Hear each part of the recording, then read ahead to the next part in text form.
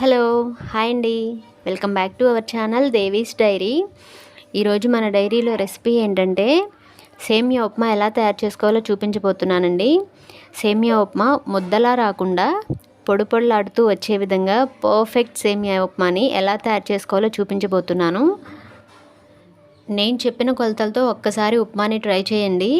Even upma అంటే like చేయని వాళ్ళు కూడా ఎంతో ఇష్టపడి తినే విధంగా పొడి పొడిలాడుతూ పర్ఫెక్ట్గా వస్తుంది. ఈ ఉప్మాని ఎలా తయారు చేసుకోవాలి అని వీడియోలోకి వెళ్ళబోయే ముందు ఫస్ట్ టైం కనుక మన ఛానల్ చూస్తున్నట్లయితే వీడియోస్ని లైక్ చేయండి, మీ ఫ్రెండ్స్కి రిలేటివ్స్కి షేర్ చేయండి.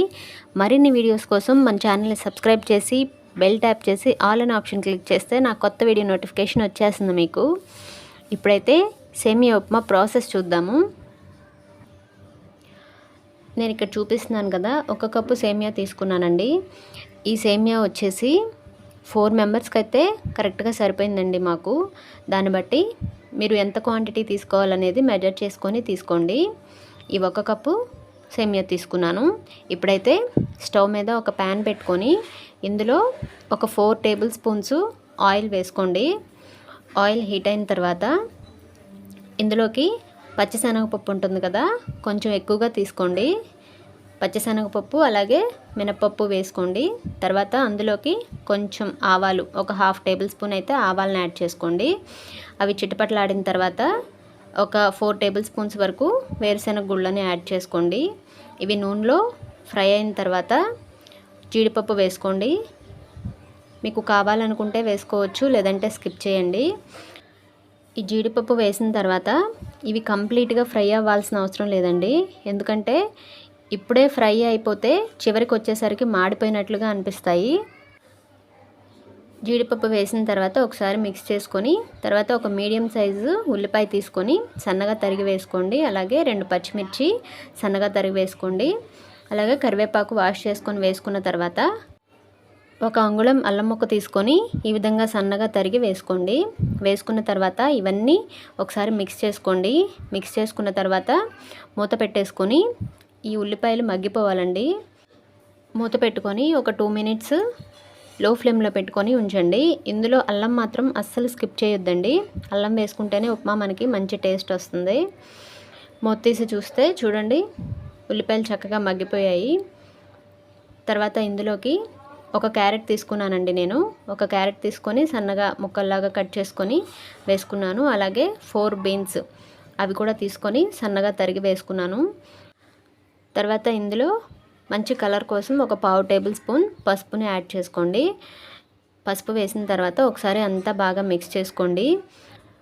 మీకు సీజనల్గా దొరికే ఏ వెజిటేబుల్ అయినా వేసుకోవచ్చండి. పొటాటో వేసుకోవచ్చు, అలాగే క్యాప్సికమ్, ఇంకా క్యాలీఫ్లవర్ వేసుకోవచ్చు చిన్న చిన్న పీసెస్గా తరిగి. ఇంకా క్యాబేజ్ వేసుకోవచ్చు, ఇంకా టొమాటో వేసుకోవచ్చు. మీకు ఫ్లేవర్ నచ్చితే బీట్రూట్ కూడా యాడ్ చేసుకోవచ్చండి. మూత పెట్టుకొని వీటిని 80% వరకు కుక్ చేసుకుంటే చాలండి. మూత తీసి చూస్తే చూడండి, ఈ విధంగా కుక్ అయ్యాయి. మనకి ఆయిల్ అనేది ఈ విధంగా ఫ్లోట్ అవుతూ కనిపించాలన్నమాట. 80% కుక్ అయితే చాలండి. ఎందుకంటే తర్వాత మనం ఇందులో సేమియా కూడా వేసి వేయించుకుంటాము. సో అందుకని అప్పుడు రిమైనింగ్ కుక్ అవుతుంది. ఇప్పుడైతే 1 కప్ ఆఫ్ సేమియా ఇందులో యాడ్ చేసుకొని కంటిన్యూస్గా తిప్పుతూనే ఉండాలండి. సేమియా మనకి ఎంత బాగా ఫ్రై అయితే మనకి ఉప్మా అనేది అంత పొడి పొడిగా వస్తుంది. చూడండి, మన సేమియా కంప్లీట్గా ఫ్రై అయిందండి. ఫ్రై అయిందని ఎలా తెలుస్తుందంటే కంప్లీట్గా ఫ్రై అయితే సేమియా వైట్ కలర్లోకి వస్తుందండి. చూడండి, మనకి వైట్గా కనిపిస్తుంది సేమియా. ఇప్పుడు ఇందులోకి మనం 1 కప్పు సేమియాకి 1.5 కప్పు వేడి నీళ్ళు పోసుకోవాలండి. బాగా వేడిగా ఉన్న నీళ్లు పోసుకోవాలి. మీరు చన్నీళ్ళు పోసారంటే ఉప్మా ముద్దలాగా వచ్చేస్తుందండి. సో అందుకని మీరు సేమియా ఫ్రై చేసుకునేటప్పుడే పక్క స్టవ్ మీద వేడి నీళ్ళు పెట్టుకొని 1 కప్కి 1.5 కప్ వాటర్ అయితే సరిపోతుంది. నీళ్ళు పోసుకున్న తర్వాత ఒకసారి మిక్స్ చేసుకోండి. ఇప్పుడు టేస్ట్కి సరిపడా సాల్ట్ని అయితే యాడ్ చేసుకోండి. నాకు 1.5 టేబుల్ స్పూన్ అయితే సాల్ట్ పడుతుందండి. సాల్ట్ కూడా వేసిన తర్వాత ఒకసారి బాగా కలుపుకొని మూత మాత్రం అస్సలు పెట్టొద్దండి. స్టవ్ని మాత్రం లో ఫ్లేమ్లోకి అడ్జస్ట్ చేసుకోండి. ఒక 10 మినిట్స్ పాటు తిప్పుతూ ఉంటే ఈ విధంగా పొడి పొడిలాడుతూ వస్తుంది ఉప్మా అనేది. చూడండి ఎంత పర్ఫెక్ట్గా వచ్చిందో, ఏమాత్రం ముద్దవలేదు, అలాగే సేమియా కూడా ఏమాత్రం ముక్కలవ్వలేదు. చూడండి ఎంత బాగుందో. మీరు కూడా తప్పకుండా ట్రై చేయండి. మీకు కొత్తిమీర ఫ్లేవర్ నచ్చితే వేసుకోండి, లేదంటే స్కిప్ చేయండి. ఈ విధంగా పొడిపొడిలాడుతూ వచ్చినప్పుడు మనం స్టవ్ ఆఫ్ చేసుకోవడమే. మీరు మూత మాత్రం అస్సలు పెట్టొద్దండి. మూత పెట్టారంటే మళ్ళీ ముద్దలాగా అయిపోతుంది. ఇప్పుడు కొత్తిమీర వేసుకొని సర్వ్ చేసుకోవడమే. కొత్తిమీర కూడా వేసుకున్న తర్వాత ఒకసారి బాగా మిక్స్ చేసుకొని స్టవ్ ఆఫ్ చేసుకోండి. స్టవ్ ఆఫ్ చేసుకొని ప్లేట్లోకి తీసేసుకోవడమే.